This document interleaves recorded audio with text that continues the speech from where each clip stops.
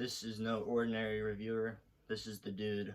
And a few weeks back, I did my worst tracks of the year, but now I want to switch it up and do my top 10 best tracks of the year. Where instead of complaining about songs that sucked, I will instead praise songs that did pretty good. I liked them. And I have only one Geese song on this list simply because if I strictly had more than one artist or one song per artist, then most of the list would just be Geese getting killed, which that's what album reviews are for. So I had to stick to one per artist, or else this would be me describing and praising every song off that album. Starting off with number 10. 10, I have a song by Charli XCX featuring John Cale, House. This is a song off of her latest LP coming soon as the soundtrack for an upcoming movie, Wuthering Heights, which I do not care for. But the song is very interesting and not like the Brat songs that she did. This song starts with like spoken word and not too much instrumental to it, but as Charli comes in, her vocals are all screaming and distorted, and the bass gets even scarier. Like, you know, the trailer sound, like the boom, boom, like it's like that. It gets more and more terrifying as you go through the song, and it's an amazing experience. It's a pretty good song. I recommend you check it out. And one other thing, I don't know what Wuthering Heights is, and I don't know how this has anything to do with it. Either way, it's a pretty good song. Go listen to it. And number 9, I will say, is Chappell Roan's The Giver, a country song she released in March of last year, which I don't like country music all that much, but this song is pretty fun. I like the instrumental to it, the fiddle in the background, the this insane guitar part near the end. The lyrics are very sapphic, very, very. And I was choosing between this one and The Subway because they were both amazing songs, but I listen to The Giver a lot more because The Subway is very emotionally charged. Very great year from Chappell Roan, even though we only got 2 songs, and I can't wait to see what she has in store next. Number 8 is off of Tyler the Creator's new album, Don't Tap the Glass, with Ring Ring Ring. This song, from the moment I listened to it, I knew it was going to be one of my favorites of the year. It is so groovy. It's got like 80s skate rink vibes. Like you go roller skating at there's this place I go to called Skateland that just shut down. I was listening to that the last day it was open, like while I was there. It reminds me a lot of 70s Michael Jackson, particularly with Off the Wall. And the chorus is all like very, very chill and laid back. I love how the whole song sounds. I love how the whole album sounds. But this one stuck out to me the most because of how fun it is to listen to and how chill and like the environment it has is very welcoming. And I could go on all day about how much I loved it. It also sampled a Ray Parker Jr. song, so that's also worth mentioning. And the whole album is just full of fun, danceable bangers from Tyler, and I can't wait to see what he has up next in store. Number 7 is off of the latest LP by 21 Pilots, the song Drum Show, which is the second single off of the album, and it's also the conclusion of a 10-year-long story that started with Blurryface. And this song is very, very fun. It reminds me of the stuff off Clancy, particularly Next Semester. The drums, because yeah, he's putting on a drum show. It's Josh Dunn. And the chorus, drives fast to feel it, drive slow when the song's not over. Like just the love of music and how it gets you high and low. Just the moment gets you. The show just gets you. It's a great song and a great conclusion to that story they were doing since Blurryface. I love 21 Pilots. I've always loved 21 Pilots. They might catch some flack, but this song is amazing. I can't recommend it enough. Number 6 is a song from Australian music project led by Kevin Parker, Tame Impala, with his song Dracula off of Deadbeat, which is an album I was not the biggest fan of. Some people liked it even less. But anyways, this song is very good. It's very spooky, which there was another song that I liked from this year that had the same vibes to it from Doja Cat, but I liked this one more. And this song, it's like his Thriller almost. I've been trying to interpret what the song was about. Not a lot of people do, but it's about Dracula. Like, run from the sun, Dracula is what it says in the chorus. He's pretty much portraying himself as Dracula and how the fame makes him feel like that. Like in the day where everyone's going after him because everyone can see who he is. So he prefers the night. So he stays away from everyone in the night. The song is very good to get down to, like dance to. Even if you listen to the lyrics, like Tame Impala with his Slow Rush album, he pretty much experimented with dancing. He said this song, he wanted it to sound like a Max Martin song, which he did very well with doing. And even if this whole album was kind of a letdown, he still has it in him to make good songs. This is one that I could catch flack for, but I don't care. This is my show. Shout out to Huntrix, Real Singers EJ, Audrey Nuna, and Rayami with How It's Done, which is my favorite of the 4 songs from the phenomenon K-Pop Demon Hunters. Anyways, this song is very upbeat, very tense. I wouldn't say it's like tense like the SpongeBob roller coaster tense, but it has its moments. I like the instrumental, how it starts off with the "you came at a bad time," like it's just getting you ready for something. It's a good song. I like the bridge. I like the whole like rap part with the nails, blade, mascara, that part. It's very fun. It's not really something I put on like all the time. Well, I kind of did when the movie came out, but it's a very fun song to listen to.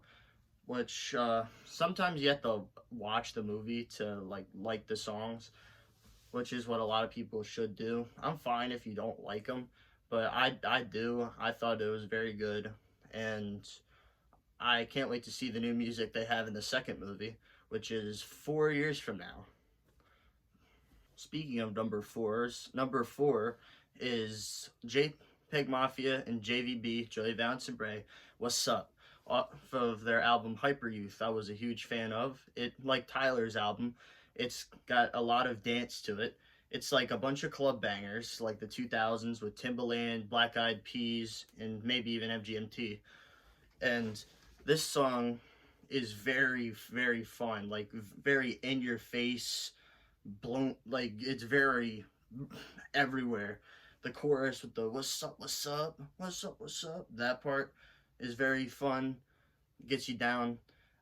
Joey Valance and Bray snap as they always do. They've got a very Beastie Boys-esque sound to them. I love hearing their voices in these songs, and JPEG Mafia comes in and makes it even better. Great in the experimental hip-hop field. He is an artist I started getting into very recently, and I just like hearing him on songs like with Danny Brown, his album he released 2 years back. It's overall a very fun song, a very aggressive sometimes song. It's one you can get down to, and I recommend. Number 3 is Taxes by Geese, off of the Getting Killed album, which was my favorite album of this year. It starts with very dreadful vocals from Cameron, where he says, "I will burn in hell." And the whole first half of the song is very dreadful and very just low. But once he says, "You can't bring me down," and then the drums come in, all the instrumental, it starts to get a little bit more uplifting. And the ending, where he's just screaming in vain, is just, it's powerful. This song is very good. The whole album was very good. I was having trouble picking what song I would put on this spot in particular, or even higher, but there were 2 more songs that I liked better, which I'll get to. Just listen to Getting Killed. It's a great album. It's very good rock, and we don't get that much rock nowadays, but it is very worth it. Number 2 is from one of my favorite bands ever, with Gorillaz and pop duo Sparks, The Happy Dictator, the lead single off of their upcoming album, The Mountain. This song blew me away when I first heard it. It's kind of a spoken word song, like what Lou Reed would usually do. and just with chanting with the "Oh, what happy world we live in," and the chorus where 2D will say "No more bad news," as the whole point of the song is a happy dictator. He's a dictator, obviously, and the land he takes over, he filters out all of the bad news to make his followers seem happy, when in reality, they aren't being told the bad things that are going on, instead being lied to vividly, which is kind of what's happening in the US right now with our president, who's a dictator. I loved this song. I loved the other singles, including the ones that just dropped a few days ago, but I will have to see if they make the cut next year before I start talking about them, or I'll talk about the album. I probably will listen to Gorillaz, listen to their upcoming album, listen to all the singles that just came out. They don't miss with this. It's very good. Before I talk about my number one, I want to lay off some honorable mentions, starting with Up From the Bottom by Linkin Park. Linkin Park is one of my favorite rock bands, and Emily Armstrong channels the energy of Chester in this song. She has finally reached the part where we don't need to like be reminded of Chester all the time. Like, she's starting to do her own thing, and I like that, because everything has to change at some point. As much as I do miss Chester, this song was very good with bringing back the style, like the rap rock, the keyboards, and Mike Shinoda popping off. It's a very good song. Go check it out. And another song, The Weeknd's Cry For Me, off of his last album As The Weeknd, Hurry Up Tomorrow. And the song is it reminds me a lot of his past stuff, but it's still just as good, just as anthemic. And once the bass goes off, that's when the song like really pops off. But the lyrics are very good. I would say the whole album's worth checking out. It's probably his best to date. And another one I might catch some flack for, Fat, Juicy, and Wet by Bruno Mars featuring Sexy Red. Sexy Red is an artist I don't like, but she was really good on Tyler's Sticky. Anyways, this song is very, very outlandish and raunchy, but it's fun and it's pretty funny. And the people that say Bruno Mars has been making the same songs for the past 10 years, I don't think there's another song where he's being so nasty. It's a good song. It's a good one to get down to, but also don't play it in front of your parents. Another one, probably last honorable mention, Ensalada by Sublime, which is now headed by Bradley's son Jacob, who he is very close to his dad. Like, his voice, his vocals, his attitude, he's very close to Bradley. And that's what I liked about this. This song sounds like their old stuff. It sounds exactly like Bradley would be on it. Sublime hasn't changed a bit, and they just came back like a few years ago when they were at Coachella. And I love the energy that Jacob brings to the table. And I love how he succeeds after his dad, and he still keeps the same energy and same love they used to have. Number one, I will say, is off of Hayley Williams' Ego Death at a Bachelorette Party, True Believer. This song, it left me speechless. No one is willing to say what she says on this song, where she points out how a lot of Christians, and particularly also in Nashville, are very hypocritical with how they practice Christianity.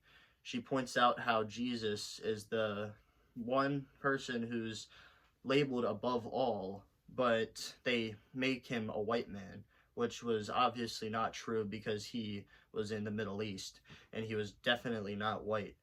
And she says is because they don't want to pray to someone they deem lesser than them.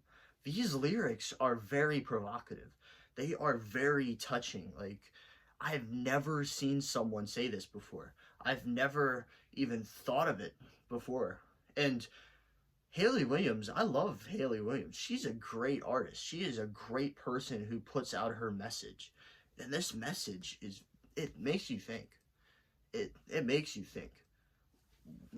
It makes everyone think, like, we have been doing this wrong. We have been mistreating and misleading people into thinking the wrong thing.